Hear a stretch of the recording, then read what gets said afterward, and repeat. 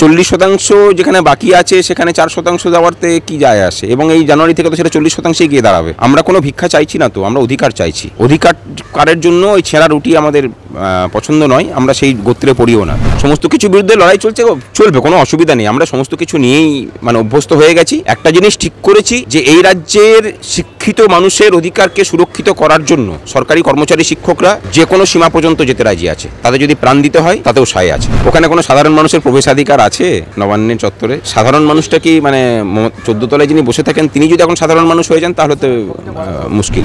শাসক দল হলে পরে জামাই আদর, আর সরকারের বিপক্ষে বললে পরে তখন সৎ ছেলে। এই তো এই রাজ্যের প্রশাসনের ভূমিকা। শীতকালে সুন্দরবন ভ্রমণের নির্ভরযোগ্য একমাত্র নাম সাগর সঙ্গম ট্রাভেলস। নিজস্ব লঞ্চে ভ্রমণ এবং অফুরন্ত খাওয়া দাওয়ার বিপুল আয়োজন। বুকিং করুন 9733066075।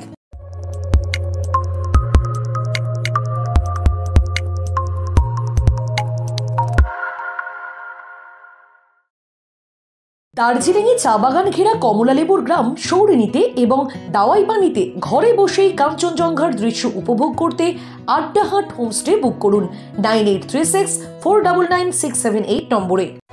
আদালতের নির্দেশ থাকা সত্ত্বেও অসহযোগিতা, কি বলছেন, কি কি অসহযোগিতা হয়েছে?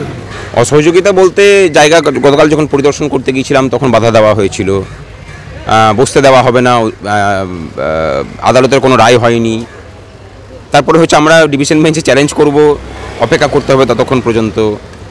আজকে ওখানটাকে জায়গাটাকে ব্যারিকেড করে ঘিরে দেওয়া, সেখানে পর্যন্ত যেতে না দেওয়া, এই সমস্ত কিছুই।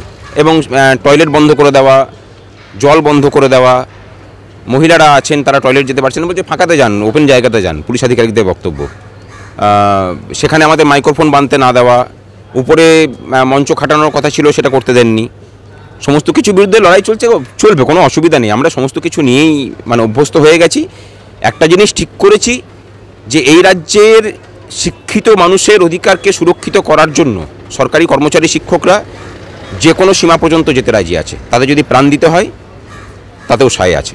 কে রং করাবেন ভাবছেন? আমাদের টিম যাবে আপনার বাড়ি। 0 ডাউন পেমেন্ট ইএমআই তে হোম পেইন্টিং করুন আর পেয়ে যান 5 বছরের লিখিত ওয়ারেন্টি। পুলিশ ভোর 5:30টার সময় বলছে সাধারণ মানুষকে অবজেকশন করছে সব কিছু। ওখানে কোনো সাধারণ মানুষের প্রবেশাধিকার আছে নবান্নের চত্বরে? সাধারণ মানুষটা কি 14 তলায় যিনি বসে থাকেন তিনি যদি এখন সাধারণ মানুষ হয়ে যান তাহলে তো মুশকিল।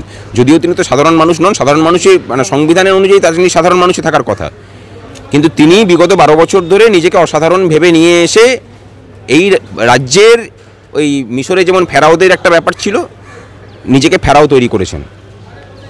শাসক দল যখন কোনো আন্দোলন করে, ধর্মকর্ম করে, তখন 144 ধারা জারি থাকা সত্ত্বেও করে। হ্যাঁ, জামাই আদর। তখন সেখানে আপনাদের প্রশাসন পারমিশন দিচ্ছেন কেমন হবে? শাসক দল হলে পরে জামাই আদর, আর সরকারের বিপক্ষে বললে পরে তখন সৎ ছেলে। এই তো এই রাজ্যের প্রশাসনের ভূমিকা। এখন প্রশাসন এমন জায়গায় চলে গেছে পাবলিক টয়লেট বন্ধ, সেই জিনিসটা খুলতে হলেও কি প্রশাসনের আদালতের কাছে আসতে হচ্ছে? না, আমরা বলেছিলাম যে যদি না খুলতে দেন তারপরে মিডিয়ার বন্ধুরা সেটাকে দেখানোর পরে তারপরে তারা খুলে দেন। এরপরে কি পদক্ষেপ নেবেন? পদক্ষেপ বলতে এতেও যদি সমাধান না হয়, জানুয়ারির মাঝামাঝি করে মহামিছিলের ডাক এবং জানুয়ারি শেষ দিক করে আমরা লাগাতার ধর্মঘটের ডাক দিকে যাচ্ছি আর কি। শাসক দলের থেকে মাঝে মাঝেই বলা হয় যে আপনাদের পক্ষে বিরোধী দলের একটা হাত আছে, স্বাভাবিক তো, হাত তো ওদেরও আছে। ওই তৃণমূলের মধ্যে যারা বিক্ষুব্ধ হয়ে আছেন তারাও পিছন পিছন আমাদেরকে সমর্থন করছেন, আমাদেরকে বলছেন যে আপনারা সরকারি কর্মচারীরা লড়ে যান, আমরা আছি পাশে।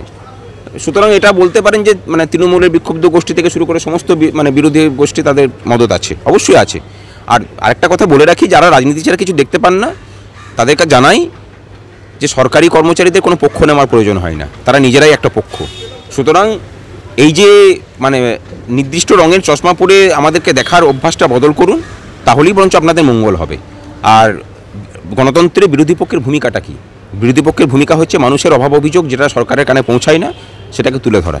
বিরোধী পক্ষ সেই কাজটাই করছেন। আমাদের মঞ্চে এসে তারা কোনো রাজনীতি করেননি, আমাদের যে দাবি দেওয়া সেটাকে সমর্থন করেছেন, এবং আমাদের যে দাবি দেওয়া সেটা মানুষের জন্য লড়াই করা, অন্য কিছু নয়। এই মমতা ব্যানার্জি বাম আমলে বলেছিল যে দিয়ে না দিতে পারলে সরকারে থাকার দরকার নেই, সেই মমতা ব্যানার্জি এখন এরকম কথা বলছে, মেটামরফোসিস হয়ে গেছে ওনার।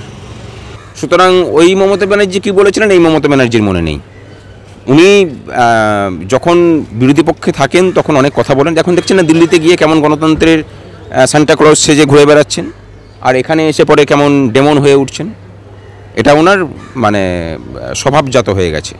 মমতা ব্যানার্জি 4% দিয়ে আরও বাড়ালেন, আমি কি খুশি না? মোট দিয়ে 10%। 40% যেখানে বাকি আছে সেখানে 4% দেওয়ারতে কি যায় আসে, এবং এই জানুয়ারি থেকে তো সেটা 40%ই গিয়ে দাঁড়াবে। আমরা কোনো ভিক্ষা চাইছি না তো, আমরা অধিকার চাইছি।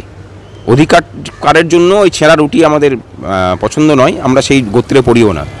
আর শুধু ওই দিয়ে নয়, তার সাথে সরকারি যে 6 লক্ষ শূন্য পদ আছে সেখানে স্বচ্ছতার সাথে স্থায়ী নিয়োগ, মানে কাউকে ঘুষ না দিয়ে সে তার মেধার ভিত্তিতে চাকরি পাবে সরকারি জায়গাতে।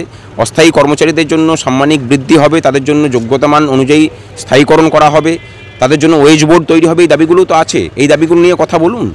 শুধু একটা দাবি নিয়ে কথা বলে কী হবে? শেষ পঞ্চায়েত ভোটে দেখা গেছে সরকারি যারা কর্মচারী তাদের উপর নানা রকম অত্যাচার হয়েছে, এইবারেও কী হবে? কী যাবে? লোকসভা ভোট অন্যরকম ভোট। আমরা কেন্দ্রীয় নির্বাচন কমিশনকে অলরেডি চিঠি দিয়ে রেখেছি, তাদের বেঞ্চ যখন এখানে আসবে তখন আমরা আলোচনায় বসবো। পঞ্চায়েত ভোটে অন্য ভোট হবে।